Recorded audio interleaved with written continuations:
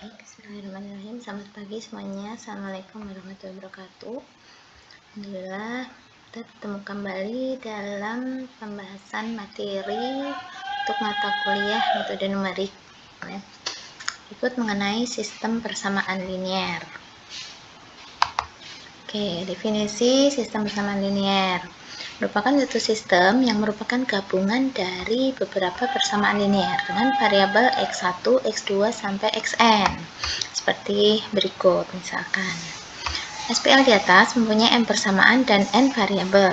SPL mempunyai minimal sebuah solusi yaitu disebut konsisten, sedangkan yang tidak mempunyai solusi disebut tidak konsisten. Bentuk persamaan linear simultan dengan n matriks dan n variabel bebas dapat dituliskan dalam bentuk matriks AX sama dengan B. Seperti ini, matriks A, kemudian ini matriks X, dan matriks B. Seperti itu. Oke, A dikatakan sebagai matriks koefisien dari SPL, kemudian vektor X disebut vektor variabel, dan vektor B disebut vektor konstanta. Augmented matrix merupakan perluasan matriks A dengan menambahkan vektor B pada kolom terakhirnya, yaitu seperti ini. Contoh, misalkan ada sistem persamaan linear berikut, maka augmented matriksnya adalah seperti ini. Jadi kita ambil koefisien-koefisiennya serta konstantanya. Berdasarkan penyelesaiannya, SPL dibedakan menjadi 3 macam, yaitu tidak mempunyai penyelesaian, berikut secara geometri, kemudian tepat satu penyelesaian. Kalau buat secara geometri seperti ini, jadi perpotongan dari dua garis. Kemudian satu lagi adalah banyak penyelesaian apabila diperoleh L1 sama dengan L2 seperti ini. Terdapat dua tahap untuk menyelesaikan SPL, yaitu pertama reduksi sistem atau mengeliminasi variabel serta mendeskripsikan himpunan penyelesaian. Tujuan dari reduksi sistem adalah untuk menyederhanakan SPL dengan mengeliminasi variabel-variabel sehingga sistem yang dihasilkan mempunyai himpunan penyelesaian yang sama dengan sistem aslinya. Dua SPL dengan n variabel disebut ekivalen jika SPL tersebut mempunyai himpunan penyelesaian yang sama.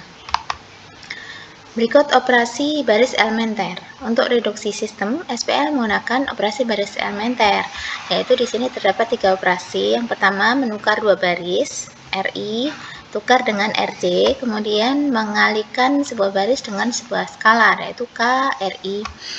Berikut menambah perkalian K dengan sebuah baris dengan baris lainnya, RI ditambah KRJ.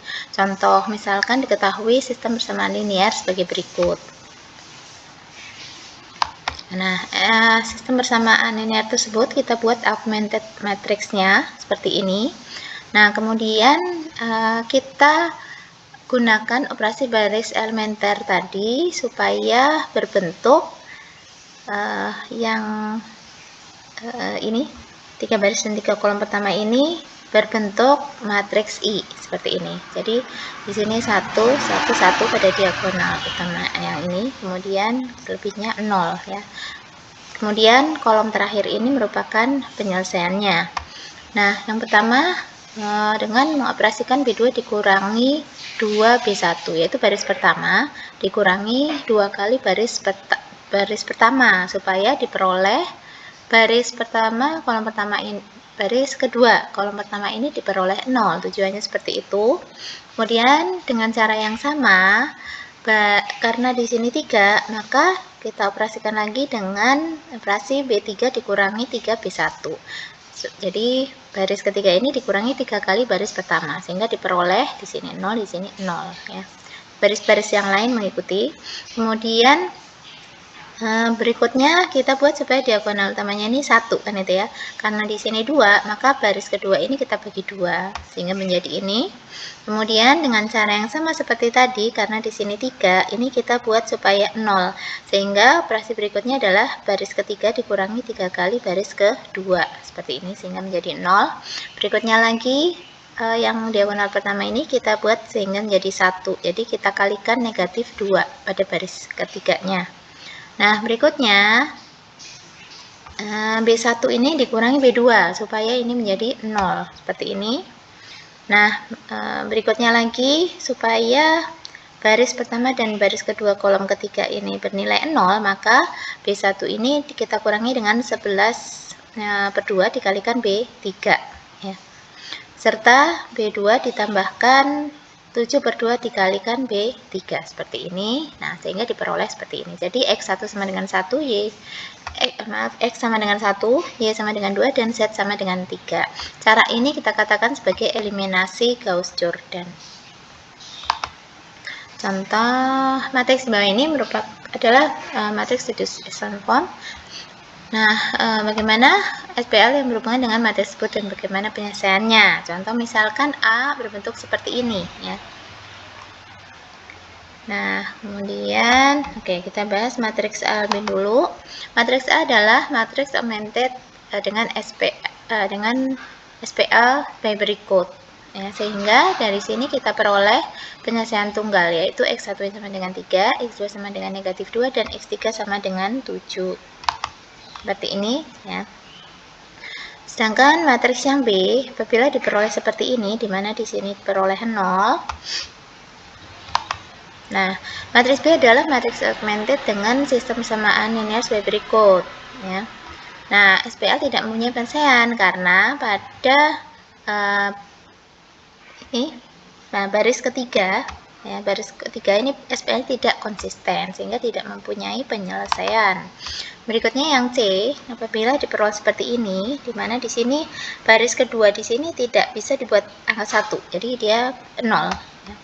Maka yang matriks C, nah ya, diperoleh seperti ini, matriks augmented dengan SPL seperti ini.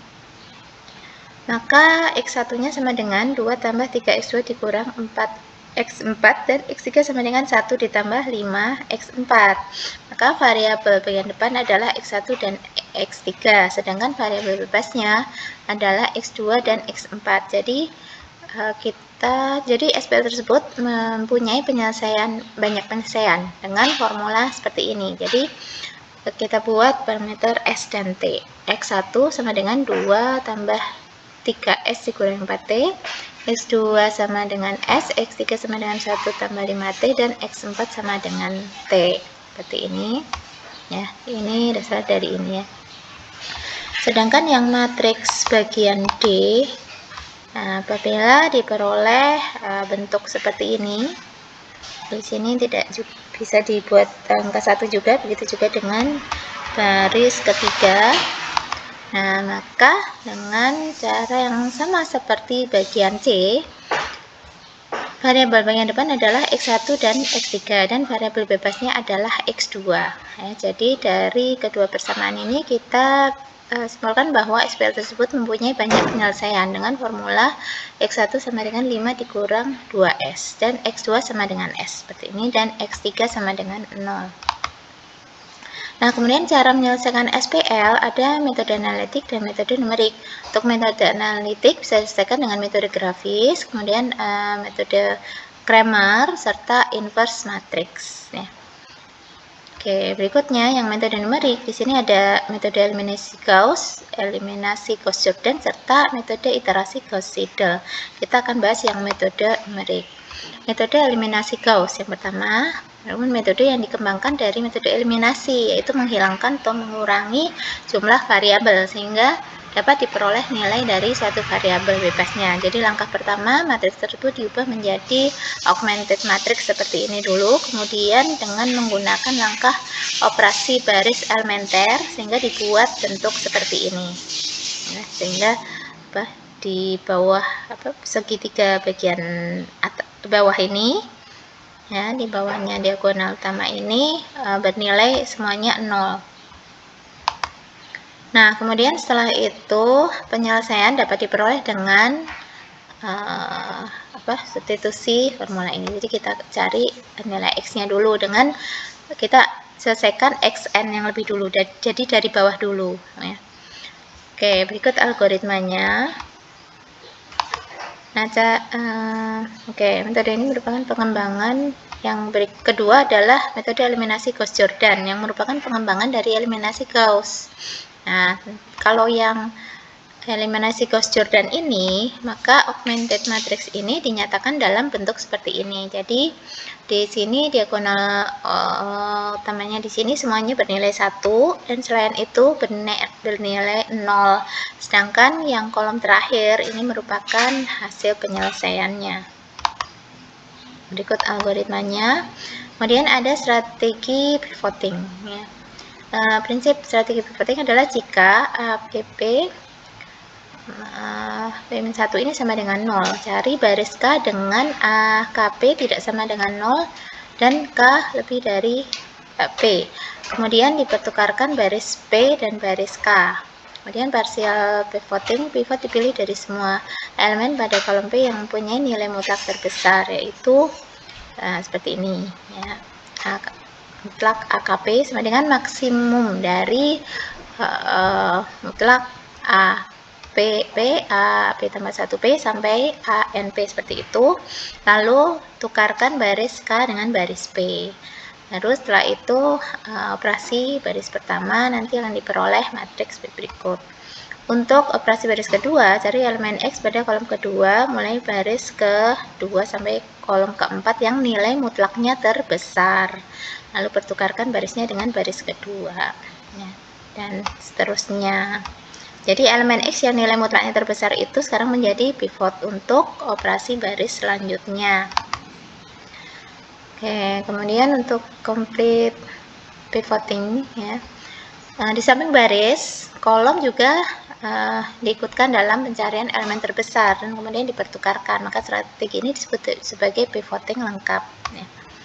Oke, kalau pivoting lengkap ini jarang dipakai dalam program sederhana karena pertukaran kolom mengubah urutan suku X dan akibatnya menambah kerumitan program. Ya. Contoh, misalkan ada SPL berikut, ya, kemudian diminta menyelesaikan metode eliminasi.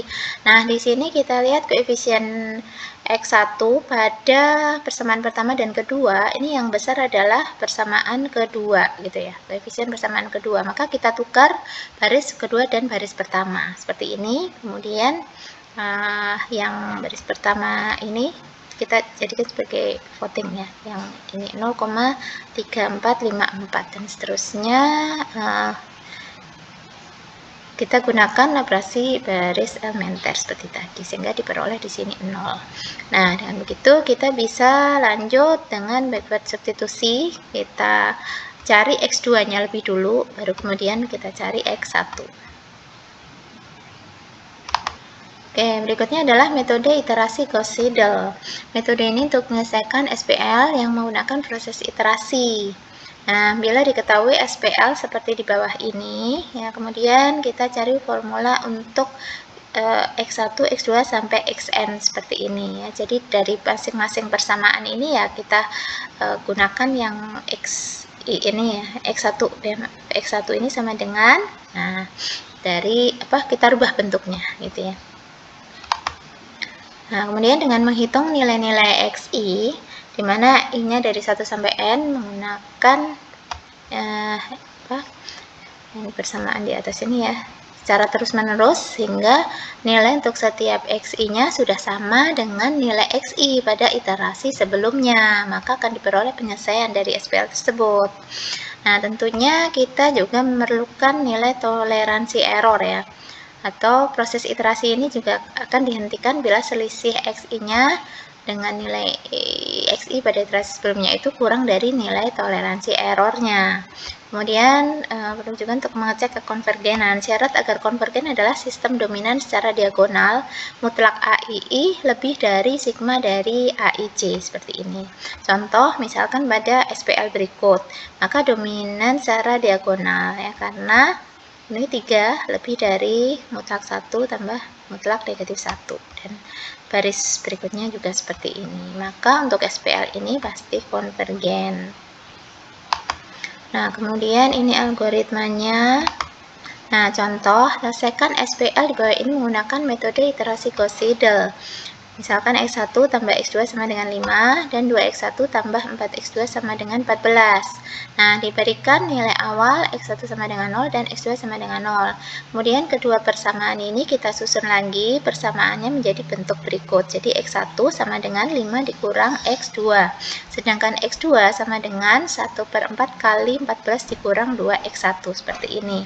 Nah, kemudian iterasi pertama kita gunakan X1 ini sama dengan 5 dikurang 0, ya, maka diperoleh X1 ini sama dengan 5, dan X2 sama dengan 1/4 kali 14 dikurangi 2 kali X1. Jadi X1 nya di sini udah kita gunakan persamaan sebelumnya, yaitu X1 ini sama dengan 5. Kita substitusikan ke formula ini. Oke, berikutnya iterasi kedua dengan cara yang sama, tapi kita gunakan nilai X1 dan nilai X2 dari iterasi sebelumnya. Jadi X1 sama dengan 5 dikurangi 1, yaitu 4, dan X2 sama dengan 1/4 kali 14 dikurangi 2 kali 4, karena X1-nya di sini sudah diperoleh 4, seperti itu, sehingga diperoleh nilai berikut.